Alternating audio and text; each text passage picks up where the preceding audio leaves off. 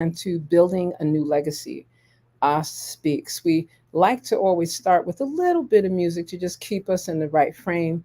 You should know that one of my highlights is playing music that we get to create around having a purpose before I introduce our guest for the evening. So, welcome, enjoy, get settled. We need freedom. Oh, yes, I want freedom. I want freedom.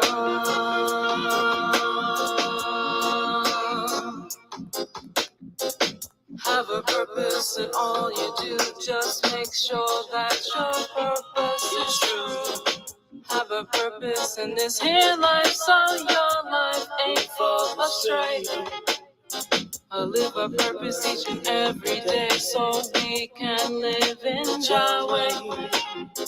I have a purpose in all you do. Just make sure your life is true.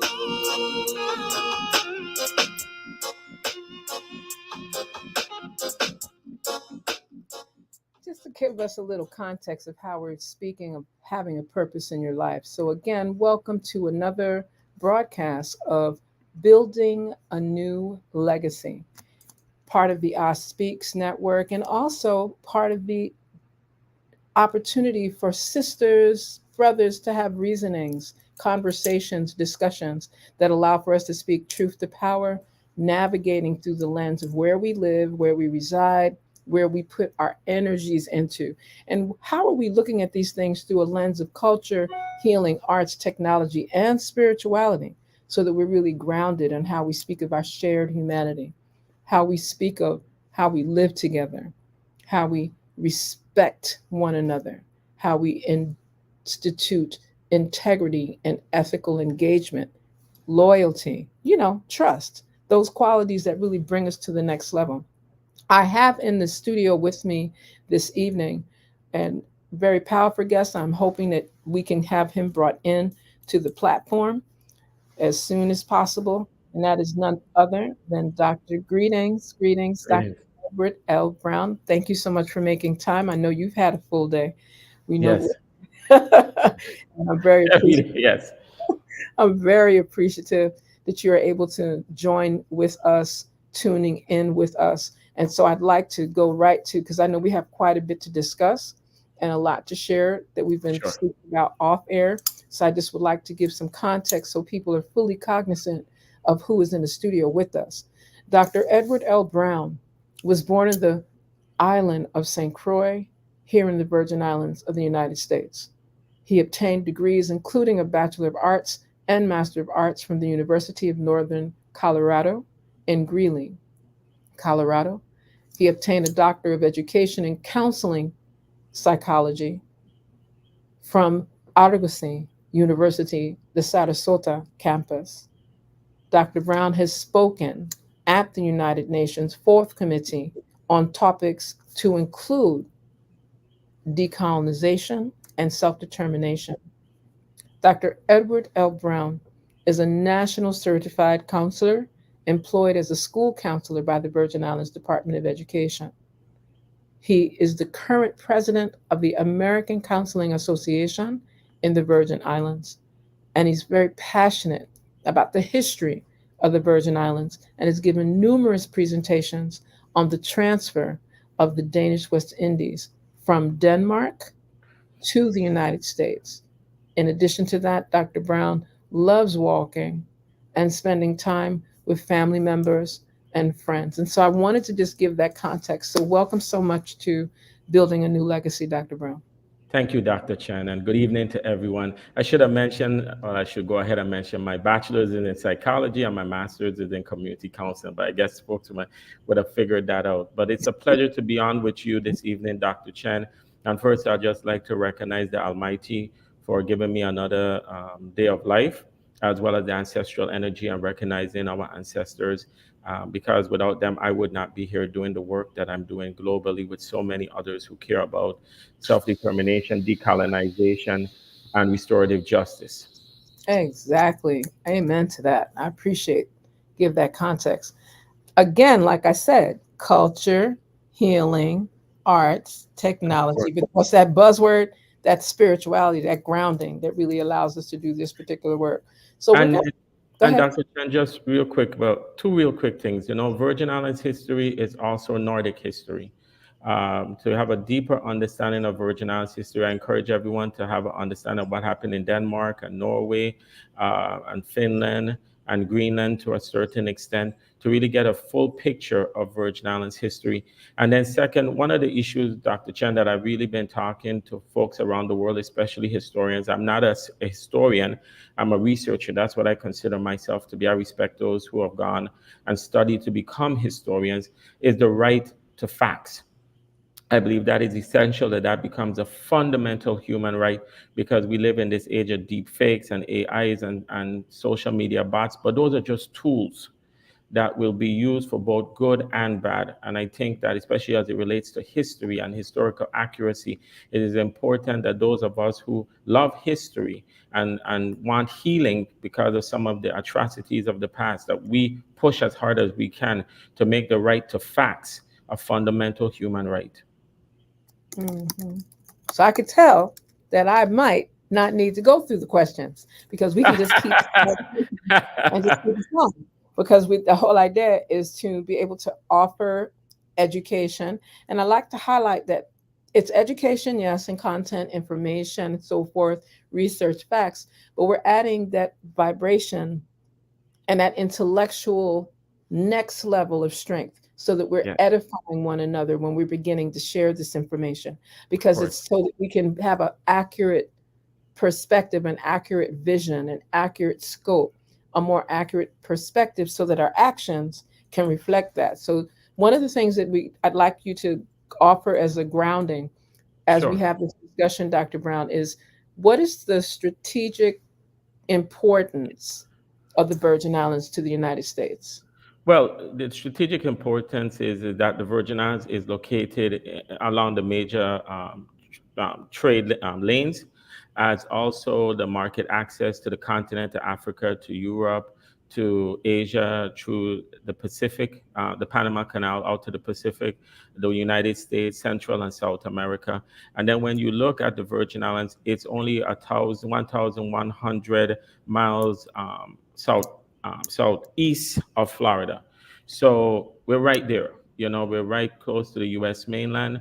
And because of the strategic location, it offers the U.S. military an opportunity, like I said, to go to Europe, to go to South America, to go through the Panama Canal. And as you know, there's talk about submarine cables Mhm. from Virginia, I think, if I'm not mistaken, to the Virgin Islands, more than likely St. Croix, and then going on to Nigeria and Ghana. And then Mhm. again, also when you look around the world as what's going on with China, Russia, Iran, and the US being challenged like it has never been challenged since the Spanish American War around in the 1898, the Virgin Islands plays a major role in that whole process because of our location. Well, it's interesting that you said that because even in one of my classes very recently, like Mhm. tonight, as I was speeding up the steps to get prepared for tonight's broadcast, Uh-huh. we were having a conversation, and we may not do that tonight, but we were having this conversation in class because I have a number of students that aren't familiar with what is meant when we speak of these insular cases from 1901 and Yeah, these decisions by the U.S. Supreme Court before the Virgin Islands of the United States became the Virgin Islands of the United States. It was still right, the Danish West Indies. But right. these insular cases impact the relationship that we have with the Yes, U.S. because they were designed to define protocol, procedure, process, and policy for the territories of the U.S. right, It was connected to the same Spanish American War that you were right, referencing. So right. thank you for sharing that. Thank you Yeah, for sharing. because with the insular cases, aside from the horrific racist language that was used, the courts really came up with the whole doctrine of incorporated and unincorporated.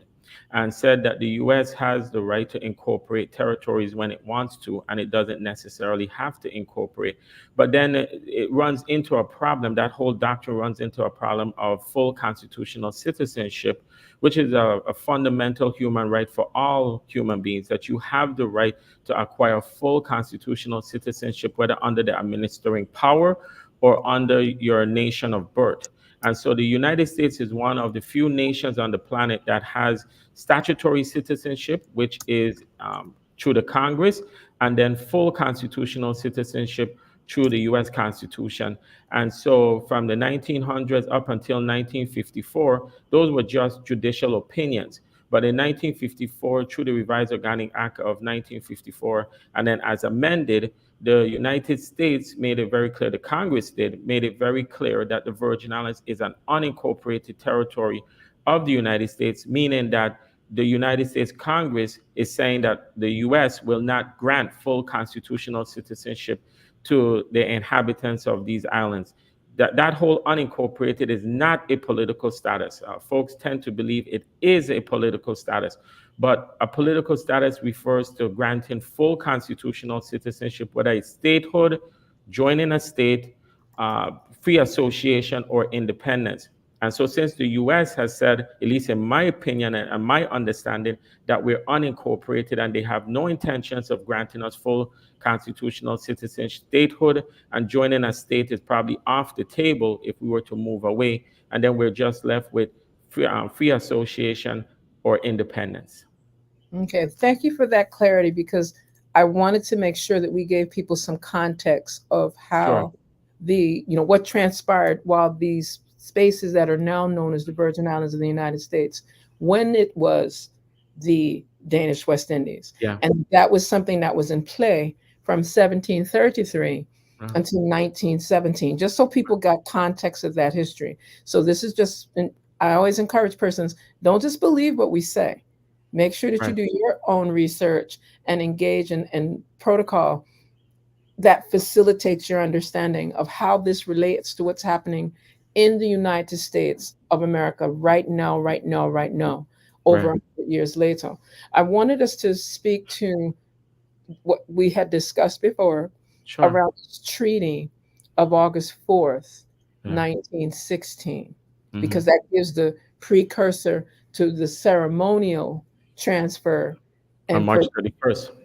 exactly. Yeah.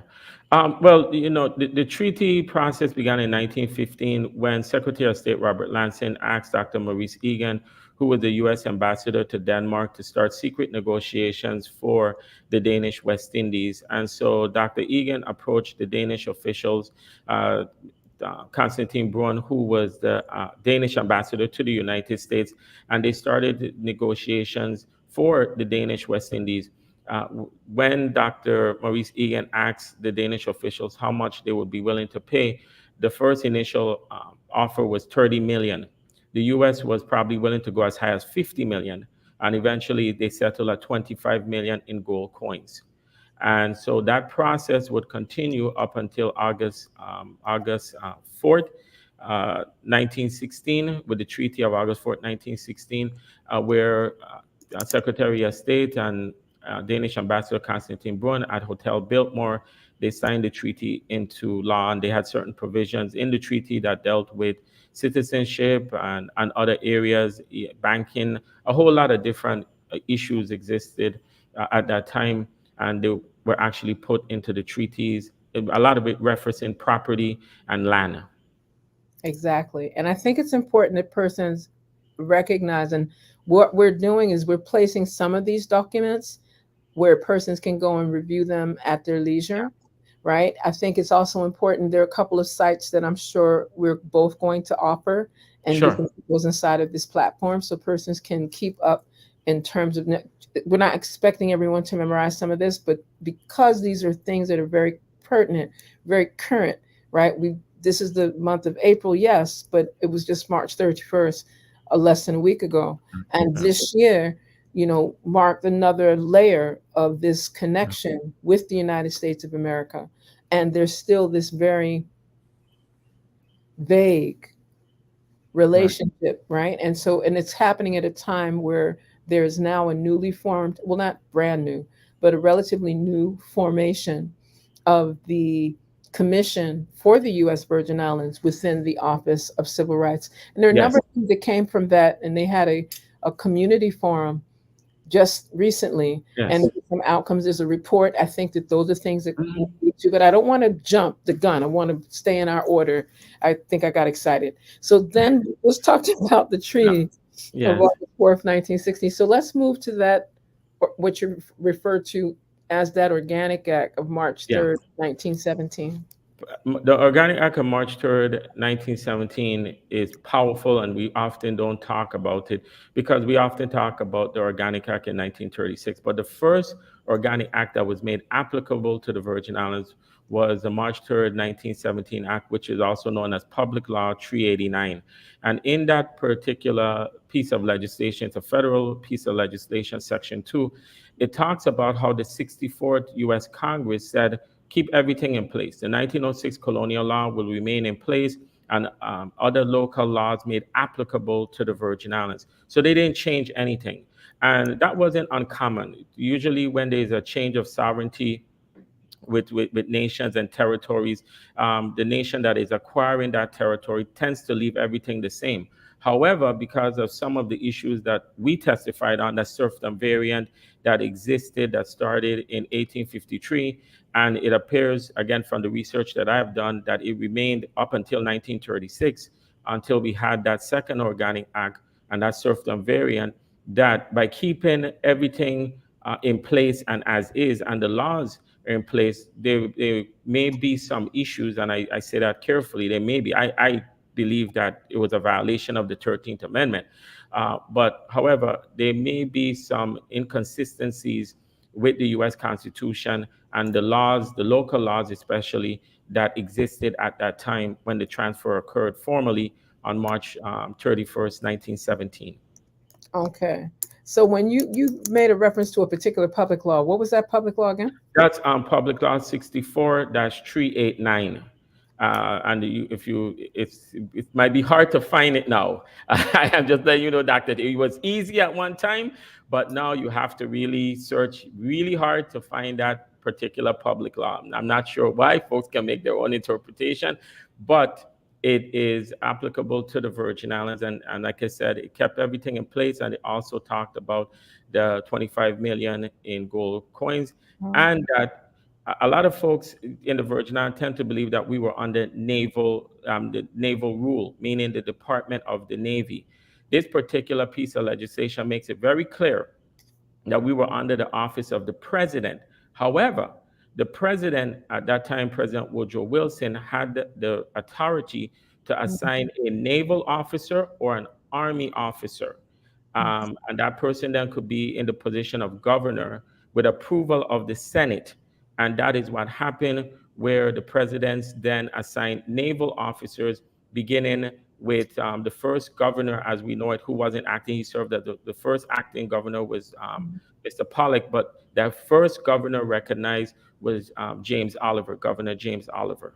Okay. And I think it's important for people to just I don't particularly use certain sources to acquire that kind of information, but on one of the links that I've just shared was a link inside of our platform that provides, and it's from the Virgin Islands History.org site. And this is actually something that's been put together in partnership with the Virgin Islands of the United States and the Danish government.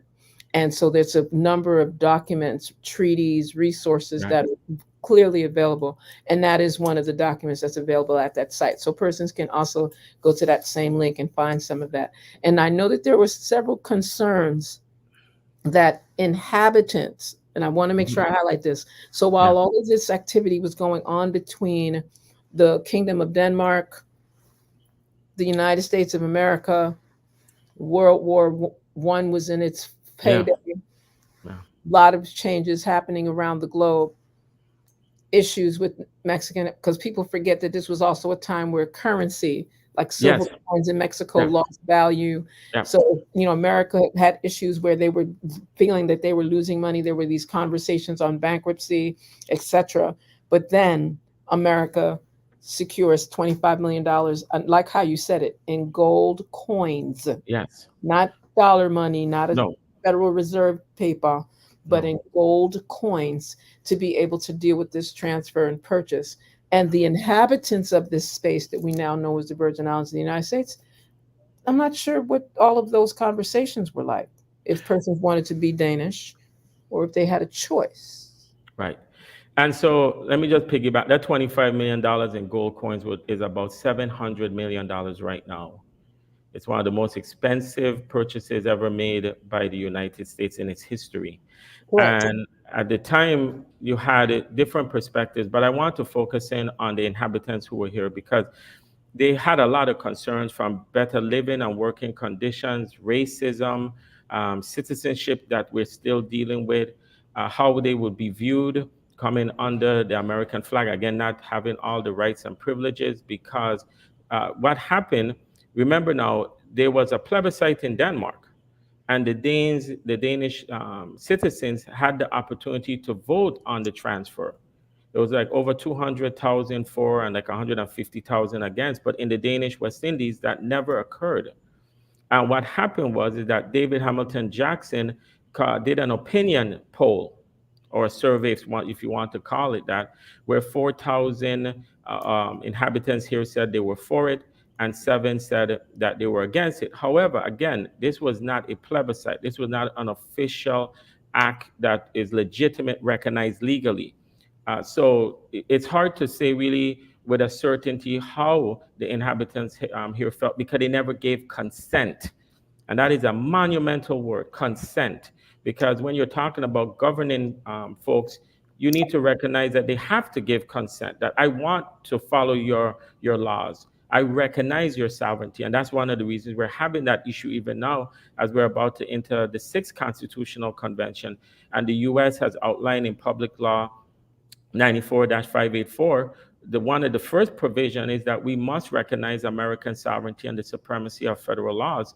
However, that was never given to our ancestors here in the Virgin Islands, and that has been recognized by the U.S. State Department that there was no official vote taken in 1916 or 1917 on the part of the folks here in the Virgin Islands. And again, you get into whether Danish citizens would have been able to participate, whether the plantation laborers would have been able to participate. But at the end of the day, no one got a chance to participate. So it really, that doesn't matter from that standpoint of the election, but it does matter in the standpoint of consent.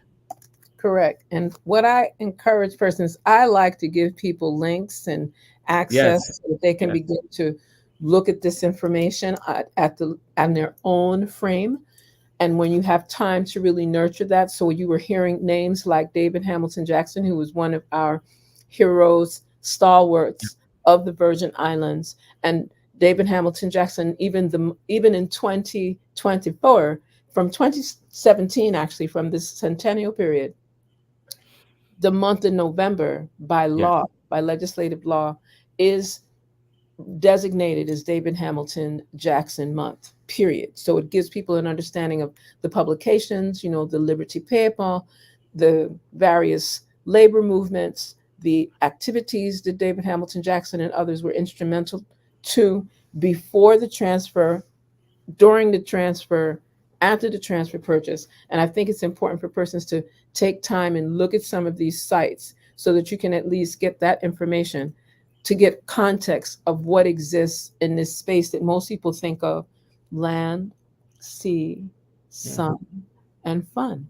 And it's not to say that there isn't that, but at the same time, it's good to know the context of what has happened in this space called the Virgin Islands of the US. And the other site I'll share after I ask you this other, because then I really would love for you to navigate what are some of the things that transpired between 1917 coming into 2017. And of course, how does this manifest now in 2024? What are some of those concerns?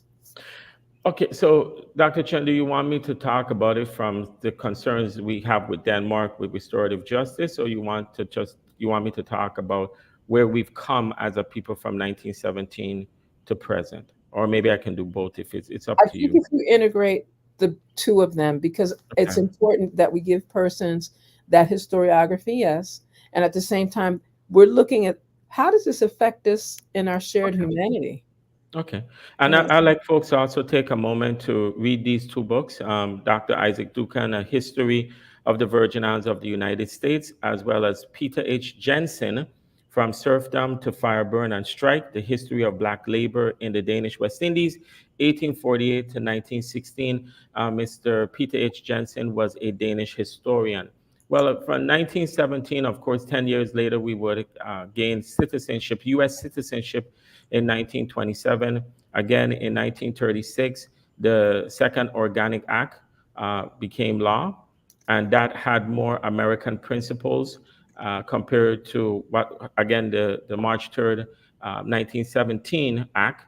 Then in 1954, we have the Rise Organic Act, and that has been amended. And like I stated, it incorporates that we are an unincorporated territory. And in the 1960s, we're able to elect our first governor, who was Melvin H. Evans. He was the first elected and the last appointed in the 1970s. Then we were able to elect the delegate to Congress. And then since that moment in time, we've had 5 constitutional conventions, and we're going into our 6th constitutional convention. Of course, we've had major disasters, which we'll touch on hopefully, and how that has led to gentrification. And I consider the ethnocide that is going on as well in this territory. But again, we're moving forward as a people. Mm. Now, over the last 20 to 30 years, different persons, to include myself, we've traveled to New York and spoken at the United Nations. Others have gone to Denmark. Others have gone internationally to other nations and spoken on some of the issues that we have with Denmark and historical accuracy, and talking about what occurred to our ancestors and looking towards healing and reconciliation. I deal more with the reconciliation component, the apology part, more so than reparations and or repatriation, but they're all important. They're all important. But I have found that to first get to those other areas, you have to get folks to acknowledge there's a problem, do the proper research, and then have the courage to say, we're sorry. And you see that with the Netherlands, and they went through that process. And that's probably the model, at least that I feel as a nation in trying to work through the healing process. CARICOM is also trying to put a lot of pressure on the British with King Charles and Prince William to address those issues, the African Union. But in particular, for many of us in the Virgin Islands, when it comes to Denmark and Norway, we are looking at those 2 nations especially and saying, hey, you guys need to come to the table and acknowledge that there is a problem. Open up your archives even more, listen to the research that's done by myself and others, and then let's move forward, including the United States as well. Like I said, the United States left all of the Danish laws in place in 1916. And there is a problem, like I said, with that serfdom variant, and we'll get into that pretty a little bit. But many of us feel that it is time for Denmark and the United States to sit with us, and for there to be historical accuracy as to what happened in these islands, Well, and to no, continue. and the people. Okay, because see, this is the part that I like for people to hear, because I think of course, and for those persons that may not know this, we both can give disclosure because we agree on many things, and then there's certain strategies and tactics that we may not agree on. Correct. To make sure that everyone that's in that sphere can, and notice I say in that sphere, not just not like the regular circle, but a multi-dimensional continuum of how we engage, because we're going for the same goal, and the strategy and tactics and rhythm may look slightly different, but the intention on the outcome all the same for the people, Yes. definitely for And the upliftment of the people of the Virgin Islands and beyond. yeah, and I encourage folks to do that as well. That many different voices add to the discussion. And my strategy and the way I do things may not be what others would do, and that's okay. We're all aiming to get to that point, I think, where we bring many of the former colonizers to the table and say, hey, you're going to listen to us. And in other cases, you're going to, provide reparations, and you're going to deal with repatriation. It's going to happen, and we're not going to accept anything less. And we understand that the folks who live today, they're not responsible for the atrocities of the past, but your government is your government. And unless you're ready to say, well, I'm not Danish anymore, and I renounce my government, your government is your government. And the actions that happened 2, 300, 400, 500, 600 years ago has contributed to, especially like Denmark, where they're the happiest, every year the happiest people, the wealthiest. But how did that happen? It ain't just happen like that. It happened because of what especially happened in these islands, and especially in Charlotte Amalie, where Charlotte Amalie, St. Thomas, what at one time was one of the major hubs during the transatlantic slave trade. Hmm.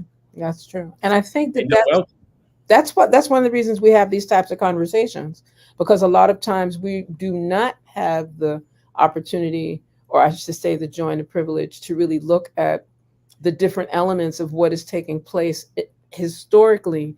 We don't usually have the leisure to have some of these discussions, and when we do, it usually gets very heated yes, because we haven't had a chance to have the discussion in a more civil. I'm not going to say you have to be calm talking about colonization and enslavement, etc. I'm saying that you want to be targeted in how you of have the course, discussion so that of we can course. have an outcome that benefits the greater good, right? And that's what I'll say, because there are components, like what I tend to do when I'm having these conversations. I'm always putting different bits of information into our network, because it's really critical for people to just know, like, what is happening Right.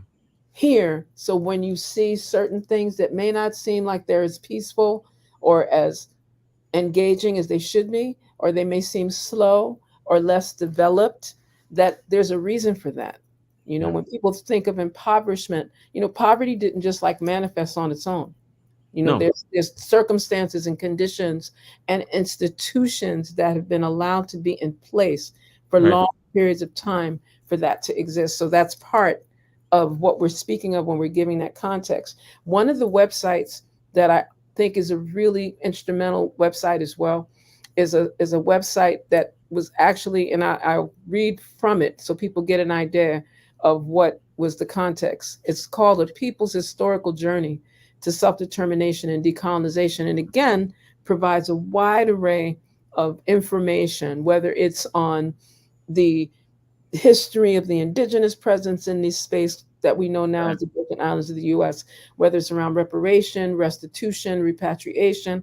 It shows you the treaties, the various resolutions of what transpired before yeah, 1917 to present, various community conversations, some very heated. I want to highlight and prepare people. Some of it is linked to some of the proposed, all five of the proposed constitutions from the first five Constitution conventions. I think it's important for persons to be aware of that, as well as status and decolonization, correct, various referendums. There's a host of articles and essays, and then, some current issues that are affecting the people of the Virgin Islands here. And I wanted to just share what is in their welcome statement on this website that I'll make available again, A People's Historical Journey to Self-Determination. It says in their welcome statement, and it quotes, Virgin Islanders, a quiet and humble people, should not be allowed to rule themselves for 100 years, and when so, should be done under white rule, for there are militants among them. Unquote. Not my words. This is from 1922, yeah, talking 5 years after this transfer. And this was the naval governor yeah, appointed by the US President yeah, Sumner can, Eli Wetmore Cattell. It takes me a while to go through his whole name. So I just wanted people to get the context. So, like, that's the context of the formulation of this space that went from being the Danish West Indies, transferred and purchased for $25 million in gold coins. right, And I want to highlight what you said, Dr. Browne, in terms of the fact that this is the most expensive real estate per acre ever yeah, in yeah, the purchase history of the of the United States. U.S. states, yeah, I'm the just saying. United States, with all the wealth and power. That's how important these islands Remain. are, and will remain. I tell folks all the time, the Virgin Islands is not going to get up and go to France, until the end of this planet, which I hope is no time soon, as we're going through this climate crisis, which is turning into a climate catastrophe for those of us living in this part of the world. These islands will be, like I said, just 1,000 miles away from Florida. It's that kind of relationship that we're always going to have with the U.S. compared to, for example, the Republic of Palau, the Republic of the Marshall Islands, the Federated States of Micronesia, which have a freely associated relationship with the U.S., but they're so far away out in the Pacific. But they still have a relationship with the United States. And so, we're having discussions here in the territory about moving away from the United States because the United States has indicated it's not going to grant us full constitutional citizenship. And as you said, there are those who become very passionate about these conversations. And many will say, well, we can't leave. We get all this financial aid. But I have many, many, many, many, many, many of the reports in my private collection coming out of the U.S. Congress. And the U.S. Congress has never said that the members in the Congress, whether it's in the House or the Senate or even presidents of the United States, they've never said that the Virgin Islands cannot sustain itself. It has always said the Virgin Islands can sustain itself. It's just that we need to put better measures in place to manage our finances. But that even goes back to the Danish colonial period. That didn't just start with Governor Evans, now up to Governor Browne. That's a generational issue. Started with Denmark and the Danish leaders and in the Ministry of Finance not having the planters pay their fair share in taxes. That's how that started. So when I hear folks talk about, well, Denmark was so heavily burdened by these islands, if you go back and you look at the research and the data, you'll find that Denmark wasn't really making the planters pay what they needed to pay because the planters were making so much money. First off of chattel slavery and then off of the Danish West India serfdom variant. So it was benefiting Denmark. Right. And I think it's important when you talk about that serfdom. So, because people get a little, yes, there was enslavement, it was colonization, sugar, cotton, etc. Remember, it was 1733, because before that, many of these islands before the Danes gained their sovereignty vibration here. It was France. So and then was the Dutch and St. Croix, specifically St. Croix. Definitely St. Croix. And I think it's important to recognize that at one point the island of, for those that don't remember that, because we didn't say that, Virgin Islands is comprised of St. Croix, St. Thomas, St. John, and Warren. Just so we get some context. And you want to know the size for those persons that need that type of information, 84 square miles St. Croix, 32 square miles St. Thomas, 20 square miles St. John, 2 square miles Water Island. Most expensive real estate in the history of the United States of America. So it has value. Major value. even more so now. Major value, even so now. Like I said, when we live in this age of hypersonic missiles and drones, and like I said, it's just a hop skipping away from the continent of Africa. And as you know, Dr. Chen, because you do a lot of international affairs. China, for example, is looking to build a military base along one of the nations on the west coast of Africa. And when that happens, because it will happen, it will be a game changer. And the value of the Virgin Islands will even go even higher. Mm-hmm. And I think it's important for persons to just be aware of these things and to know that when we're speaking, because again, as this broadcast focuses on building a new legacy, because all of this is connected. All of these things that we're speaking of are connected. How we deal with healing, how we look at criminality, how we explore this institutionalized prison pipeline piece, how persons are incarcerated against their will for doing absolutely nothing and the real criminals are free. I think people need to be really clear on how all of these things are related. The climate change that you referenced, Dr. Browne, that is a very significant point, because we have a season called hurricane season. So some people have fall, spring, winter, and summer. We have a whole season from June to November, called the hurricane season. And that means, and sometimes it happens before, we'll have flooding. We experience, people are talking about the earthquakes in the East Coast. And I'm just saying, we get tremor. All the time. All the time. Every day. Okay, there we go. And And they're it's so hot right now. This has been the hottest March and May that I've lived most of my life in the Virgin Islands. Mhm, I've never felt it this hot in like mhm, March last month and now April. And I right. think I just read that the next 6 months is going maybe be the hottest it's ever been in this part of the world. So, this is again driving Virgin Islanders out of the Virgin Islands, but not just Virgin Islands. Many Caribbean, peoples are now having a hard time living in the region because it's just too hot. Right. And I think that there's another portion when we talk about environmental and environs affairs that impact this conversation, how it impacts education, Yeah, how it impacts how people look at these terms like self-determination, independence, free association, statehood, all these terms, yeah. because we are at a place where we know for sure we definitely have to decolonize. We don't Because have a choice. We just don't have a choice. It's no, quite we we don't don't have have a choice. And the last, and as you said, before I talk about the serfdom yes. variant, Dr. Chen, I think this is such a critical point in Virgin Islands history because you now have different voices, not just my own, but other scholars who are now saying it's time for us to have that discussion, especially with the United States. Over the last 107 years, the voices were pretty much the same voices, different people, but the same voices saying we want to incorporate, we want to be a part of the US.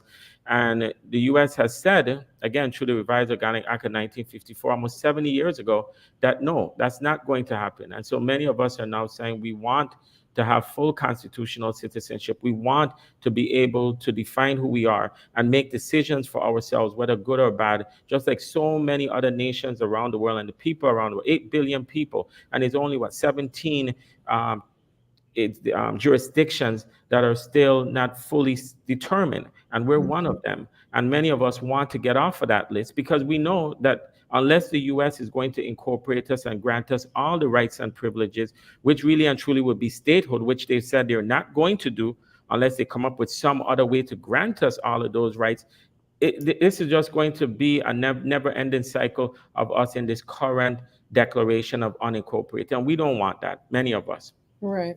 We don't And want it. absolutely. And I think that that's the other portion because within the conversation around reparatory justice, or in that conversation, and it's interesting because a lot of persons still see reparations in its 20th century iteration. So Mm. people think it's just to check the money, Yeah. that kind of piece. But what has happened in the 21st century, and I want to speak specifically to some of the things that are coming out of CARICOM and specifically the CARICOM Reparations Commission, right? That there are a number of elements that now have shifted and expanded that reparatory justice, that reparative component so that persons understand that it's around resource, it's around education, it's around addressing these types of policy issues. It's about looking at these treaties and what needs to be revoked or needs to be terminated Yeah. completely from the record. Yeah. There's things that are shifting. And what we're seeing is we even have entities, various legalese, legal minds, attorneys, judges, what persons like to refer to as just justices around the globe that are weighing into this. So this reparatory justice reparations piece that people thought was just like a radical, we just want to blame white people type of thing. It's not No. that anymore. It was never really that, but Right. some people highlighted that, and I think that the what's getting ready to happen before in the United Nations next week with this permanent forum for people of African descent, there's a whole conversation around some of these areas specific to how are we handling climate change, how are we handling education, how are we handling inequities in healthcare impacting our people, how we're handling this conversation around reparatory justice, because to talk about reparatory justice means that we have to look at what's happening in the prison system. We have to look at what's happening in our institutions of higher education and our general institutions. How dare any country deny any youth from learning the history in its accurate space? How dare you speak of critical race theory and make it appear like you can ban books on impulse because you do not want young people and not so young people to know the truth of what Right, transpired. exactly. I mean, all of that is connected to that particular Yeah, placement. So you were starting to speak because I know the time is going to shift by, and I want to make sure that we cover sure. the other portion But in regards to the plantation laborers and the system of human. and let me tie this into, because recently Judge Wilma Lewis, who's a district court judge, I think this case is going to go down. This is my case. I think it's going to go down in one of the most major historic cases that never actually got to trial, in which I brought a case in 2022 addressing the violation of the 13th Amendment and systematic historical disparities. I think my case is the first case to ever address systematic historical disparities. Now, I didn't mention chattel slavery. I did mention the 13th Amendment and the violation with serfdom, but I specifically, just as you mentioned, history, education, healthcare, and Judge Wilma Lewis stated that I don't have standing, and I would send you the opinion from Judge Lewis. I don't have standing because of the length of time. However, based on the case law, as well as the U.S. attorneys who put forward a motion to dismiss my case, they said my case is one that should really go to Congress, which I've always said. They said you have the right, really. This is the avenue, the medium that your issue should be dealt with. And so these cases, as you just mentioned, the courts around the world are now saying, yes, this issue involving reconciliation, reparations, repatriation, restorative justice as a whole, maybe the best place, as many of us have been saying, is the governments and not necessarily the courts. And so with the Virgin Islands, what happened was that most of Virgin Islanders think of slavery only as chattel slavery. There are different forms of human enslavement over our collective humanity, galley slavery, conquest slavery. I just capture you and enslave you. And serfdom, which started during the Roman Empire, the Middle Ages, and was very well known in the Nordic countries, to include Denmark, Iceland, and Norway. They had various variants of serfdom. Serfdom is where you're bound to the soil. I keep you from moving to another district, to another state. And then you have to work for the nobility. Your crops and your goods will go to the nobility, to the military. And that was a system that ended in Denmark in the late 1700s. Crown Prince Frederick VI ended that particular serfdom variant. And so what happened after 1848 with chattel slavery was that in 1849, they had the labor regulations.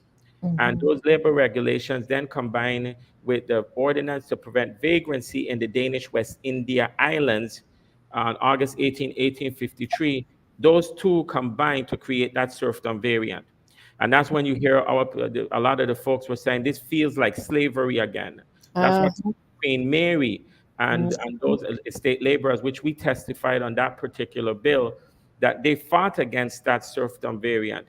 And a lot of folks tend to believe that they were able to be successful because what happened after they did that uprising, because the serfdom variant was stronger on St. Croix than St. Thomas and St. John, because we were more agricultural based up until the 1960s.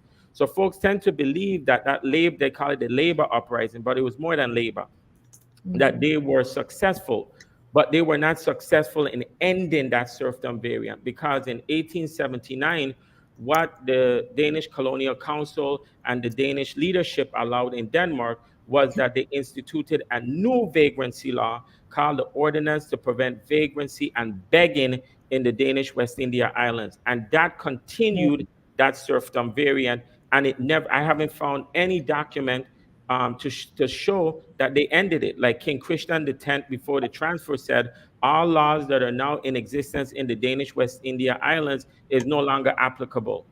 There's nothing there in the Treaty of August 4th that states that. If you read it, look at it for the folks who are looking, you will not find anything from King Christian X stating that the local laws and the 1906 colonial law is no longer in effect.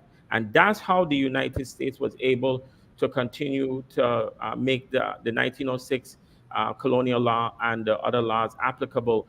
They should have ended it, Dr. Chen. That's the problem. Now, they should have ended, but they didn't, because they were more focused on St. Thomas. many of the leaders who came to evaluate the islands never came to St. Croix. And if Yes, they had come to St. Croix like they did after 1917, they would have saw what everyone then who came saw and said, this is horrendous. This is slavery going on in these islands. And this was 1920. correct, correct, So, correct.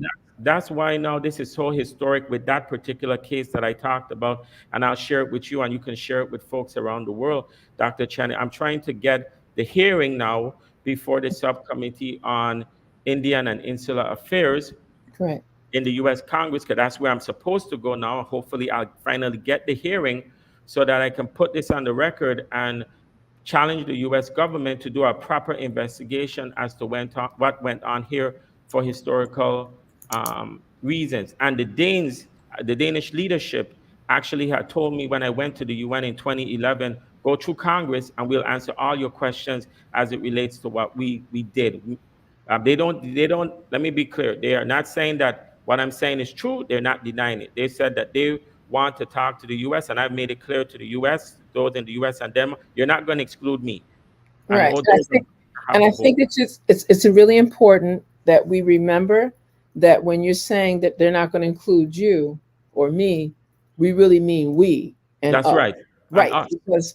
Because it's really important because sometimes they think that it's like a singular or an insular, funny term, No. an insular situation, but that's not true. It's just that many persons do not have, this has been going on for over a century. Right. This has reached a place of intolerance. And sometimes people do get angry and it will come across very emotional. And it's not emotion that we're operating through. We're operating through having information, knowing that we're following particular policy, protocol, and procedure, and not being able to get it through, as is our right, our human right. This is beyond civil. So I just want people to, just in case they don't get that. So give me a second Yeah, because I because know. let me say this real quick too, Dr. Yeah, Chen. go ahead. And when I say me, is because, and I think this is important. One of the things that I have done, I've gone and gotten copyrights.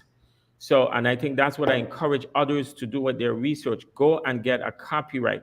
Because as you just mentioned, Dr. Chen, when these discussions go on, a lot of time folks then start to exclude the voices that they don't want to hear. And with what I have said to folks, when you have that copyright from the US Copyright Office or wherever you get your official copyright, as well as the poor man's copyright, which is to just slap the copyright on it, that is legal. So that they can't, well, we don't want to hear from Dr. Chan or Dr. Browne or whoever it is. No, you're going to hear our voices in it because we have the legal right to Correct. participate in the process. So that's Correct. why I want to clarify when I say me, I mean they can't exclude my copyrights and having me have a Oh, voice in those discussions. But it's us, because right. all of us. Right. And I think that that's what we were referencing that takes us back to what we started with tonight, Yes. is that our ancestors in 1916, 1917 did not have a voice. Yes.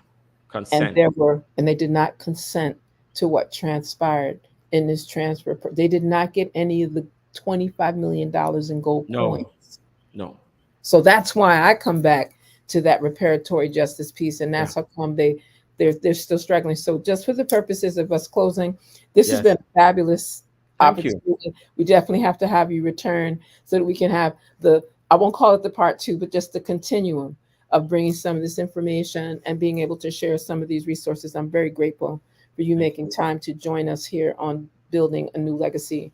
Thank you. Speaks Dr. Edward L. Browne, and I tend to refer to you as a Virgin Islands historian, even though that's not. I, Everybody does now. I guess no, I because have to live with it. you gave us the chronology of what has transpired. So, and I appreciate that you highlighted that this is some of the research that you've been very passionate and are Yes. using your skills, talents, and expertise through the lens of that psychology training, that counseling Yes. training, etc., to be able to offer that. Would like to make sure that I also let Pearsons know if they're not familiar with the CARICOM 10-point reparations piece. Yes. I also made that link available because those things range, those 10 points range from debt cancellation to Exactly. technology transfer to psychological rehabilitation, Exactly. African knowledge program, illiteracy eradication, public health crisis, cultural institutions, indigenous peoples development program, repatriation, and a full formal apology, which is number one. I shared them from 10 to 1, but I just would like to make sure that persons can go to that website and actually learn a little bit more information about what has transpired within the Caribbean communities. 10-point plan around reparations. And you can learn even more from the CARICOM Reparations Commission, and persons that want information can easily communicate with them. But next week, from the 14th to the 17th of April, the Permanent Forum for People of African Descent, designated through the United Nations, is going to be hosting its third session. So I've placed that website in the body of our work as well. And I want to just highlight what some of these panels are. The first panel is on reparations and sustainable development and economic justice, and that will be happening on Wednesday, the 17th, from approximately 10 to 1 o'clock. And then panel 2 will follow that, and it's on education, overcoming systemic racism and historic harm. And panel 3 on Thursday, the 18th of April, will be on culture and recognition. Right. Panel number 4 is going to be on the second International Decade for People of African Descent, expectations and challenges. And that too will be on Thursday, April 18th. I think it's important for persons to just be familiar with what these situations are that are going to be taking place. And that includes everyone of African descent, everybody impacted, which we know where the original humans have their grounding. So this is a very big piece. So I think it's important for persons to know that the United Nations Human Rights Office of the High Commissioner for Human Rights is engaged in this. This allows this third session to expand. And of course, some persons, getting an invitation is wonderful.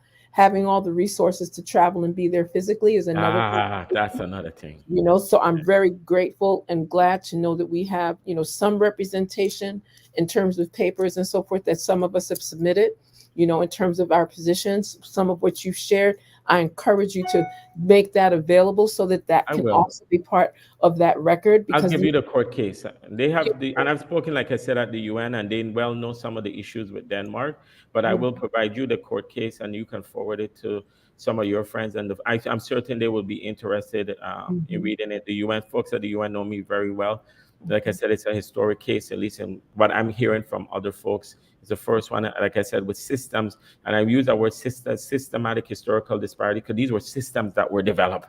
And these systems still impact us today. And I think that, as you mentioned, as we progress and we do the research and we have the discussions, there's no reason to get upset or angry. We just have the discussions and move forward. And in the end, everything, I think, will work out, even if it takes another 20, 30, 40 years. That's not the point. The process must forward.